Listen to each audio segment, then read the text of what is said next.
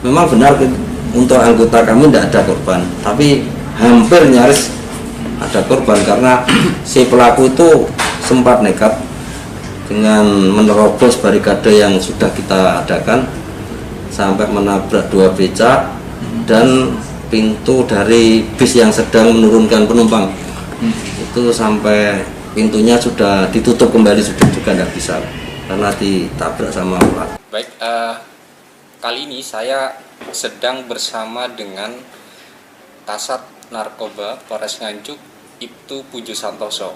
Kali ini kami akan membahas tentang pengungkapan kasus narkoba selama 1 tahun terakhir di Kabupaten Nganjuk. Ini sengaja kami bahas dalam rangka untuk memperingati Hari Anti Narkotika Internasional yang jatuh pada tanggal 26 Juni 2020. Nah, bagaimana dengan pembahasan tersebut? Saya akan menanyakan langsung kepada Kasat Narkoba Polres Nganjuk. Jadi kami ingin tahu pengungkapan kasus narkoba di Kabupaten Nganjuk selama 1 tahun terakhir. Ini seperti apa? Jadi gini, mulai 1 tahun terakhir, mulai saya masuk di Polres Nganjuk sebagai Kasat Res Narkoba, saya masuk Juli tanggal 2 2019 sampai sekarang. Yang perkara yang saya tangani itu untuk tahun 2019 sendiri 87 perkara. Oke.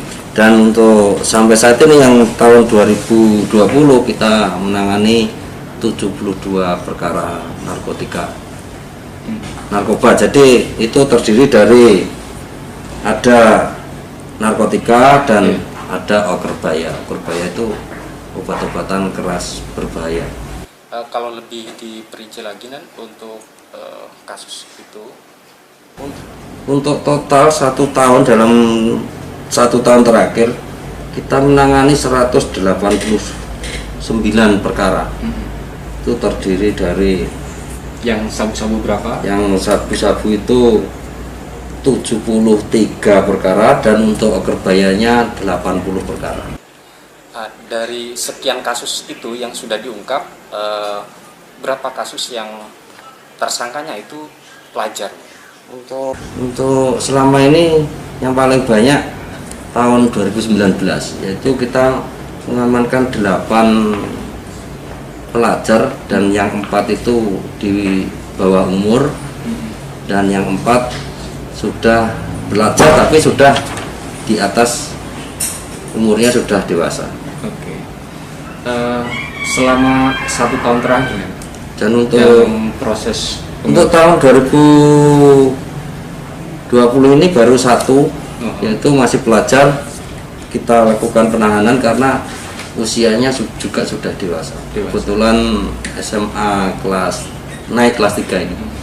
Dengan angka 9 ya, 2019 sama 2020 total 9 kan? 9. Nah, ini Nganjuk kategori untuk peredaran narkoba di pelajar ini masuk kategori yang bagaimana? Apa sudah darurat atau bagaimana? Untuk di Nganjuk rata-rata kalau pelajar kebanyakan kan penggunanya okerbaya. Jadi harga yang bisa dijangkau oleh pelajar. Okerbaya itu kan ini banyak yang nggak kenal ya. Iya. Kalau di masyarakat, okerbaya itu apa?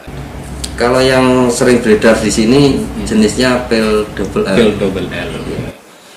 Itu banyak ya di pelajar kita ya. Pelajar lumayan karena yang bisa kita laksanakan penyidikan itu kan hanya pengedar. Jadi penggunanya itu kita kembalikan kepada orang tua dan status perkara mereka hanya saksi dari perkara tersebut. Penyebabnya dan kira-kira apa sehingga pil double L itu mudah beredar di kalangan pelajar? Satu, dari unsurnya harganya yang paling murah.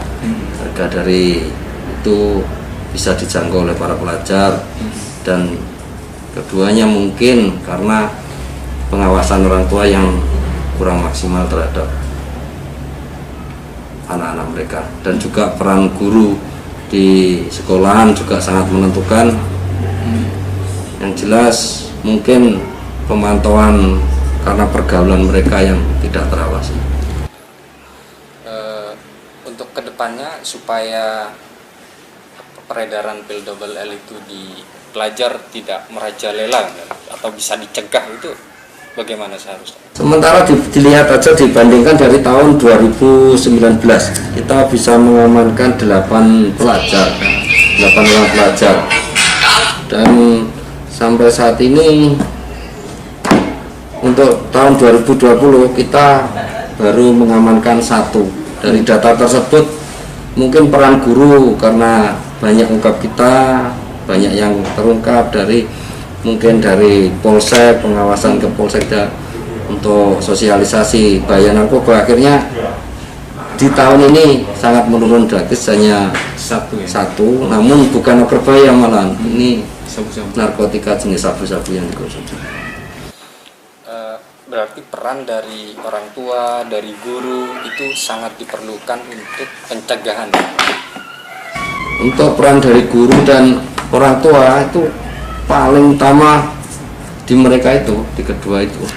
Karena kalau di rumah yang jelas orang tua lah yang peran aktif, kalau di sekolahan dari guru lah yang harus aktif kepada mereka.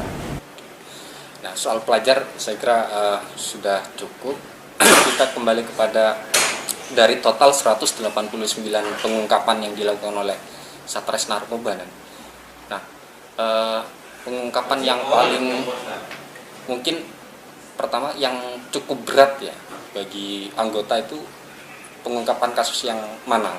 Ada satu perkara yang kita waktu itu juga mengalami kesulitan juga, karena sasaran kita di samping dia mengendarai kendaraan roda 4, dan itu sempat juga melakukan perlawanan pada saat itu, hingga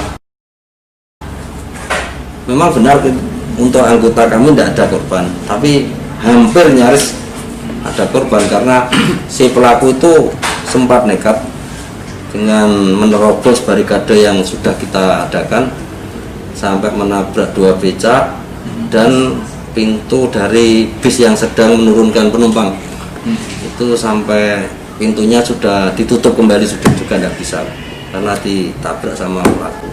Tapi pada akhirnya tersangka bisa diamankan. Bisa diamankan dengan barang bukti pada saat itu 30 gram. Dari barang dari Surabaya mau dibawa ke Madiun. 30 gram itu untuk di Nganjuk termasuk paling banyak dalam pengungkapan kita juga pernah mengamankan 54 gram. Itu dari pengembangan kami, dari penangkapan, akhirnya dari penangkapan tersebut kita naik ke pengedarnya, kita bisa mengamankan 1 warga yang ada di wilayah Loceret itu 54 gram sabu-sabu. Berarti yang tadi yang sempat kesulitan ya anggota itu, dia memang statusnya sebagai bandar atau pengedar biasa atau sesuai data yang kita miliki dulu, dari kita juga tidak tahu sebenarnya itu pelaku itu siapa kita tidak tahu. Yang jelas informasi itu dari Madiun sana ada informasi kalau mobil itu sering mampir di Nganjuk gitu. Setelah itu kita adakan penyangkongan selama 2 minggu, kita ketemukan lah mobil itu 2 kali ada di Nganjuk.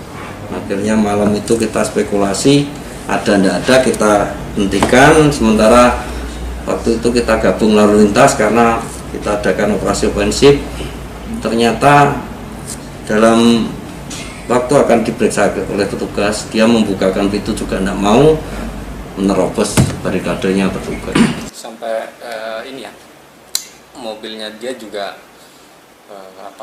hancur ya, rusak ya. Sempat hancur karena gini mas, kita ketuk juga tidak mau membukakan. Akhirnya dari awalnya yang kita takutkan para pelaku itu membawa sajam, membawa senpi seperti itu. Makanya kita lumpuhkan dulu. Setelah kita bisa membuka mobil tersebut, karena sempat berhenti setelah menerobos, dia berhenti, bannya meletus, sudah tidak bisa jalan kemana-mana. Tetapi dia yang di dalam tersangka itu juga nekat, tidak mau membukakan kita. diketok-ketok sampai berapa kali lama tidak mau, sudah kita bilang kita polisi juga tidak mau bukakan.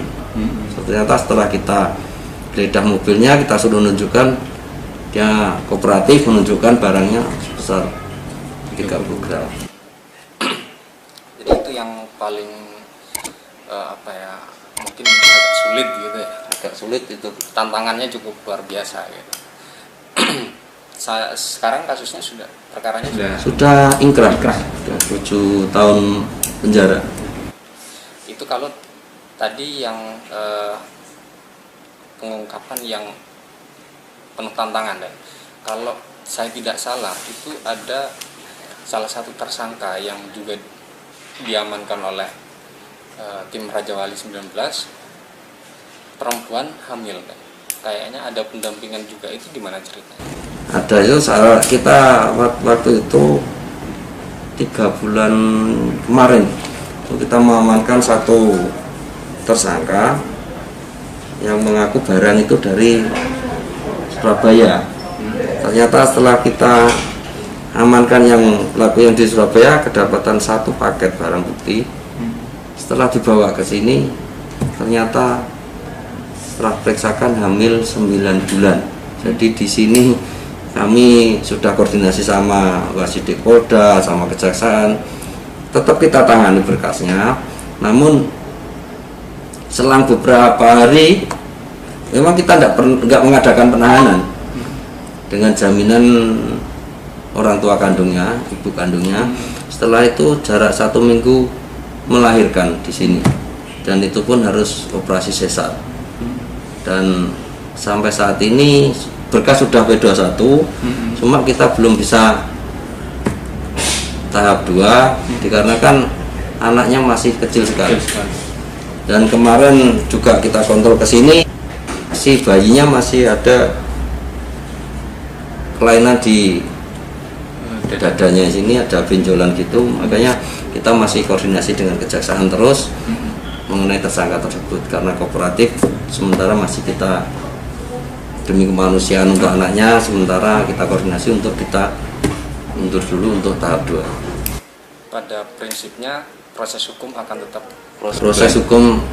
berlanjut. Kita kembali kemanusiaannya, karena apa? Dari tersangka tersebut suaminya juga ada di dalam lapas, sedang ditahan. Terus dari saudara-saudara mereka sudah tidak mau peduli, seperti ibunya pun kalau dititipi anak juga nggak mau kebebanan dari anaknya si tersangka tersebut. Siap. Itu tadi lika-liku pengungkapan kasus.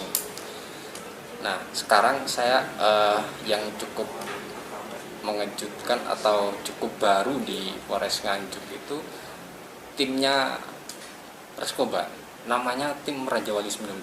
Nah, sampai saat ini kan belum ada penjelasan di publik, itu apa sih yang dimaksud dengan tim Raja Wali 19 gitu?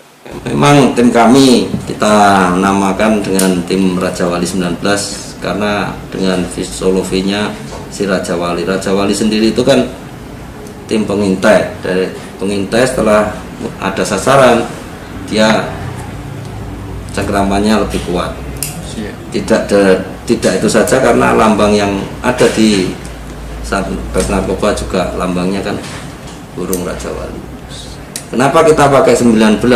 Karena tim tersebut lahir di Polres Nganjuk ini tahun 2019. Itu tidak lain-lain, bukan COVID-19 nanti kita samakan COVID-19 enggak.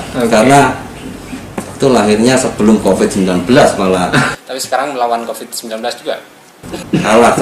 Kalah sama COVID-19 tenarnya. Oke. Dan mungkin ini yang terakhir, supaya ke depan kasus narkoba di Kabupaten Nganjuk ini tidak semakin banyak, tidak semakin besar begitu, barangkali ada yang mau disampaikan oleh Komandan untuk masyarakat gitu. Seperti apa? Yang jelas ini, kita dari petugas Satgas Narkoba, jumlah kita juga terbatas sekali.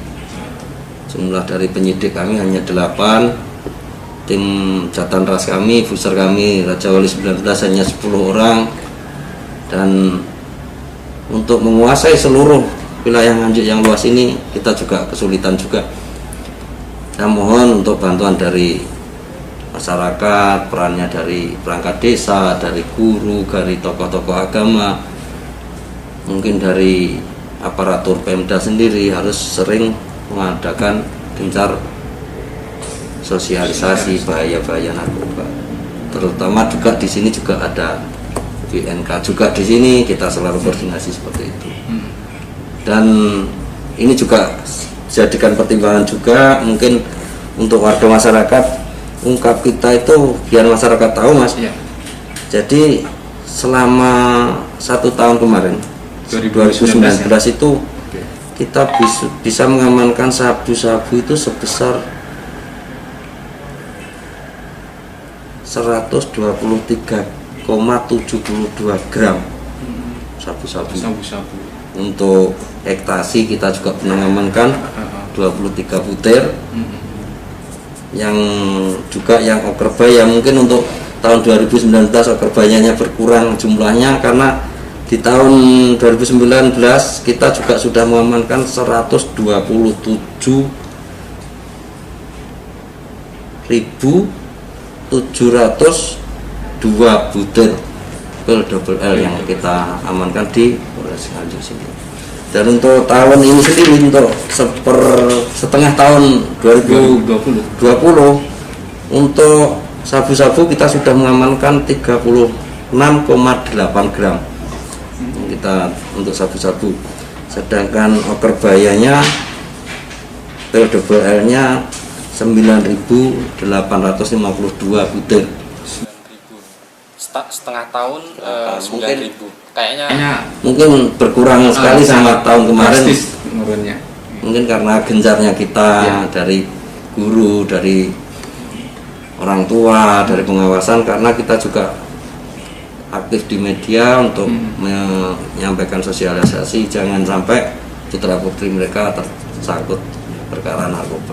karena narkoba bisa menyerang siapa saja, Siapa termasuk yang diungkap oleh Satres Narkoba, ada guru, ada pelajar, dan yang lain. Ada perangkat desa juga kemarin, juga ada satu perangkat desa beserta istri yang sudah kita amankan. Ini untuk tahun 2020 kita juga mengamankan ganja juga lumayan besar, 128,91 gram ganja.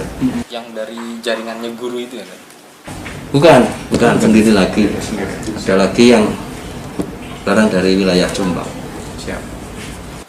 Mungkin sementara begitu, Bunen. Terima kasih atas waktunya dan semoga sehat selalu, tetap lancar dalam menjalankan tugas. Tim Raja Wali 19 semakin jaya, semakin sukses. Siap. Terima kasih, doanya saja untuk rekan-rekan semua.